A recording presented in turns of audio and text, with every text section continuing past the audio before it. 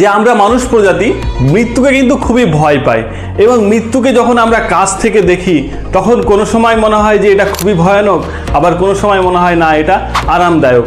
তো এই জন্য কিন্তু বিভিন্ন ধর্মীয় বিশ্বাস আমাদের মধ্যে রয়েছে। তো আমাদের এই ধর্মীয় বিশ্বাস ছাড়াও বিজ্ঞান বা গবেষণায় কি কোনো কিছু বলছে? চলুন এই বিজ্ঞান বা গবেষণায় বলছে যে মানুষের মৃত্যুর আগে কি কি ঘটে, তো সেই কথা কিন্তু আমরা জানবো। তো প্রথমেই আমরা দেখব যে একটি মানুষ যখন মৃত্যুর সম্মুখীন হয় তখন তার শরীরের মধ্যে কি কি পরিবর্তন আসে। তো এর প্রথম লক্ষণই হলো মানুষের কিন্তু শ্বাস যেটা নেয় সেই শ্বাস প্রশ্বাসের ধরন পরিবর্তন হয়। সেখানে হয় অনেক অত্যাধিক মাত্রায় বেড়ে যায় অথবা আস্তে আস্তে খুবই কমে যায়। তার পরবর্তীকালে আসে রক্তের চাপ এবং আমাদের যে হৃদস্পন্দন, এটা কিন্তু আস্তে আস্তে আস্তে অনেকটা কমে যায় এবং মানুষ নিশ্চল হয়ে পড়ে। এর পরবর্তীকালে 3 নম্বরে যেটা দেখা যায় সেটা হলো চেতনার পরিবর্তন।